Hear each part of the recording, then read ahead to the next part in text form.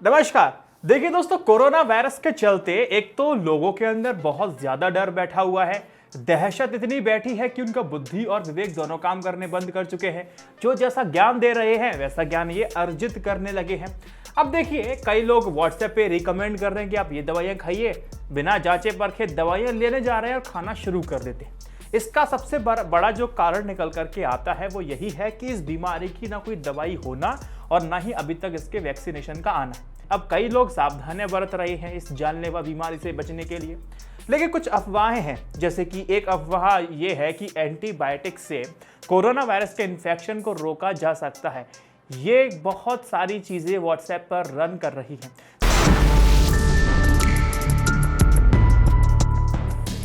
देखिए, मैं आपको साफ तौर पे बता दूं कि एंटीबायोटिक्स सिर्फ बैक्टीरिया को मारता है, ना कि किसी वायरस को। अब वायरस और बैक्टीरिया दोनों अलग अलग चीजें होती हैं और दोनों शरीर को अलग तरीके से नुकसान पहुंचाती हैं। इस बात को ध्यान रखिए। एंटीबायोटिक्स वायरस को नहीं मार सकता है और कोविड-19 एक वायरस है, इसीलिए एंटीबायोटिक्स से इसका इलाज नहीं किया जा सकता। भाइयों बहनों मित्रों, इस बात को ध्यान रखना। और साथ ही WHO कहता क्या है, अब उसकी भी बात समझ लीजिए। वो कहता है कि जो एंटीबायोटिक्स को कोरोना वायरस से बचाव के लिए इस्तेमाल नहीं किया जा सकता और ना ही किया जाना चाहिए। यह सिर्फ बैक्टीरियल इन्फेक्शन के किसी डॉक्टर की सलाह के बाद ही लेनी चाहिए। हालांकि अगर किसी व्यक्ति को कोरोना वायरस की वजह से हॉस्पिटलाइज किया गया है तो उसे बैक्टीरियल इन्फेक्शन से भी दूर रखने के लिए एंटीबायोटिक्स उस समय दी जा सकती है। अब इससे बचने का सिर्फ एकमात्र जो तरीका है WHO ने बताता है और मीडिया आपको बता ही रहा है कि घर में खुद को क्वारंटीन रखिए। थोड़ी थोड़ी देर बाद जाकर के 20 से 30 सेकंड तक साबुन से हाथ धोते रहिए। इसके अलावा किसी भी व्यक्ति के नजदीक जाने पर मुंह को मास्क से अच्छी तरह कवर कर लें। अब सवाल आपके मन में यह भी आ सकता है कि कई सारे ऐसे मरीज हैं जो इन्फेक्टेड भी थे कोरोना वायरस से, लेकिन अब वो रिकवर कर चुके हैं। अब ऐसे जो पीड़ित जो मरीज हैं, कौन सी ऐसी टैबलेट खा रहे हैं जिसकी वजह से वो रिकवर हो रहे हैं? अभी हाल ही फिलहाल में जो केस आया है वो कनिका कपूर का समझ लीजिए, जो कि अब रिकवर हो चुके हैं। कई पेशेंट हैं जो रिकवर हुए हैं। इसका एक सिंपल सा जवाब मैं आपको दे देता।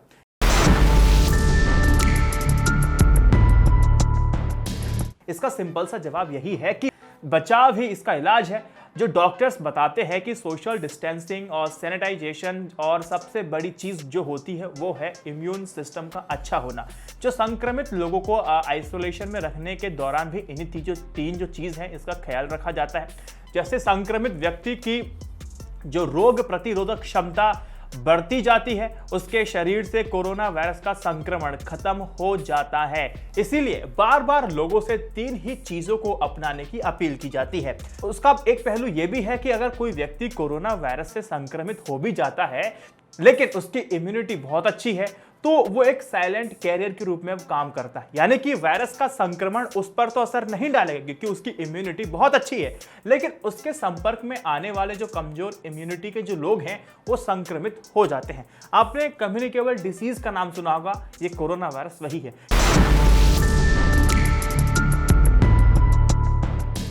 क्या आपको पता है कि कोरोना वायरस चेहरे पर लगाए जाने वाले मास्क पर हफ्ते भर तक जिंदा रह सकता है? अब इसके साथ ही जो आपका बैंक नोट है, जो स्टील है और जो प्लास्टिक है, जो इसके सरफेस पर कई दिनों तक वो जिंदा भी रह सकता है, संक्रमण फैलाने में सक्षम रहता है। ऐसा एक रिपोर्ट बताती है। जैसे कि हांगकांग यूनिवर्सिटी के रिसर्चर बताते हैं कि ये वायरस घर में इस्तेमाल होने वाले कीटाणुनाशकों और ब्लीच या वे साबुन और पानी से बार बार हाथ धोते रहेंगे तो वो मर जाएगा।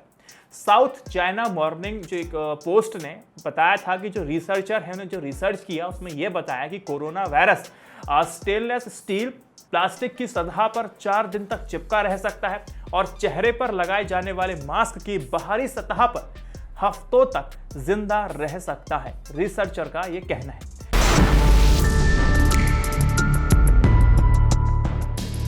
अब देखिए, कोरोना वायरस को लेकर के देश भर में कई तैयारियां चल रही हैं। अब तक इस खतरनाक वायरस से 4000 से भी ज्यादा लोग इन्फेक्टेड हो चुके हैं। 100 से भी ज्यादा लोगों की जान है वो जा चुकी है। कोरोना वायरस को लेकर के देश भर में लॉकडाउन है। सवाल आपके मन में होगा कि कहीं ये लॉकडाउन आगे बढ़ेगा तो नहीं? 14 अप्रैल क्या इस लॉकडाउन की आखिरी तारीख होगी या इसको आगे बढ़ाया जा सकता है? कई सारे सवाल होंगे। अब इसी बीच अब तेलंगाना के एक बड़ी खबर सामने आई है। अब वो कह रहे हैं, न्यूज एजेंसी ANI के मुताबिक यहाँ के जो सीएम हैं उन्होंने कहा कि 3 जून तक लॉकडाउन का ऐलान कर दिया है। हो सकता है ये लॉकडाउन आपके स्टेट में भी बढ़ जाए। खासतौर पर ऐसे राज्यों पर नजर रखी जा रही है जहां कोरोना वायरस के ज्यादा मामले सामने आए हैं। इसमें जो राज्य हैं वो यूपी है, महाराष्ट्र है, तमिलनाडु है, दिल्ली है जैसे राज्य हैं जहां पर इन्फेक्टेड जो लोग हैं वो सामने आ रहे हैं। यूपी का तो आप सबको पता है कि 14 अप्रैल के बाद भी लॉकडाउन खुल पाएगा या नहीं खुल पाएगा ये भी कहा नहीं जा सकता है, ऐसी रिपोर्ट बताई जा रही हैं। और जो सीएम योगी आदित्यनाथ हैं वो MPs की वीडियो कॉन्फ्रेंसिंग के थ्रू बात कर रहे हैं। कोरोना वायरस को लेकर के देश भर में कई जो है अहम कदम उठाए जा रहे हैं। कैबिनेट बैठक के बाद केंद्रीय मंत्री प्रकाश जावड़ेकर ने बताया कि सांसदों की जो सैलरी है वो 30% कम करने को लेकर के फैसला ले लिया गया है। अब इसमें प्रधानमंत्री नरेंद्र मोदी समेत अन्य कैबिनेट मंत्रियों की जो सैलरी में भी कटौती होगी। ये जो कटौती पूरे 1 साल तक होने वाली है। अब देखिए, सांसदों के अलावा राष्ट्रपति, उपराष्ट्रपति और राज्यपाल भी कम सैलरी लेंगे। लेकिन आपको मैं यहां बता दूं कि जो सैलरी की कटौती जो हो रही है वो स्वैच्छिक है, यानी कि आपके इच्छा के अनुसार है। इसके अलावा सांसद निधि फंड 2 साल के लिए स्थगित कर दिया गया है। अब इस पैसे का जो इस्तेमाल है कोरोना से लड़ने के लिए होगा। प्रकाश जावड़ेकर लॉकडाउन पे आगे बताते हैं कि इसको लेकर के अभी तक कोई फैसला नहीं लिया गया है। इसके लिए एक रोजाना प्रेस कॉन्फ्रेंस करके कोरोना से जुड़ी मामले को लेकर के जानकारी सरकार दे रही है। लेकिन फिलहाल दुनिया भर में इसके मामले बढ़ते जा रहे हैं। हम हर मिनट हर मामले पर इस मामले पर नजर बनाए हुए हैं। हमें इस लड़ाई को जीतना होगा और जब सही वक्त आएगा तो लॉकडाउन को हटाने के लिए सूचना दे दी जाएगी, प्रकाश जावड़ेकर ने साफ तौर पे कह दिया है। पूर्व गवर्नर रघुराम राजन ने कहा है कि भारतीय अर्थव्यवस्था आजादी के बाद से सबसे बड़े आपातकाल का सामना कर रही है और यह साल 2008 और 9 की वैश्विक मंदी से भी गहरा संकट है। उन्होंने कहा कि सरकार को इसका जो हल निकालने के लिए जो उसकी अपोजिशन है, जो उसका विपक्षी दल है और जो एक्सपर्ट्स हैं उसकी मदद लेनी चाहिए। और ये बात उन्होंने हाल के समय में संभवतः भारत की सबसे बड़ी चुनौती पोस्ट किए गए एक ब्लॉग पोस्ट से कही है। आगे वो पोस्ट में बताते हैं कि सारे काम PMO के नियंत्रण होने से ज्यादा फायदा नहीं होने वाला है, क्योंकि वहां पर जितने भी लोग हैं पहले से ही काम का बोझ उन पर बहुत ज्यादा है।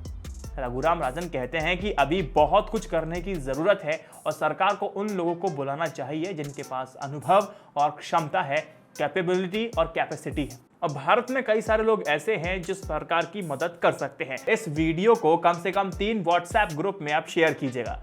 INI न्यूज इंडिया की फाइनेंशियल सपोर्ट के लिए इंस्टा मोजो का आप इस्तेमाल कर सकते हैं, पेट्रियन पे मेंबर बन सकते हैं, यूट्यूब मेंबरशिप ले सकते हैं ताकि फाइनेंशियल सपोर्ट किया जा सके। और इस दौर में आपको मीडिया को ही बचाना होगा, पत्रकारिता को बचाना होगा, क्योंकि आज का जो मीडिया है वो नतमस्तक हो चुका है। एक नया शब्द है, चरण चूसक हो चुका है। आई रिपीट, चरण चूसक हो चुका है। वीडियो को शेयर कीजिएगा। जय Hind, Vande Mataram. Stay updated, stay educated. सत्यमेव जयते। नमस्कार। खाते रहिए, पीते रहिए और हमारा चैनल आप देखते रहिए और शेयर करते रहिए।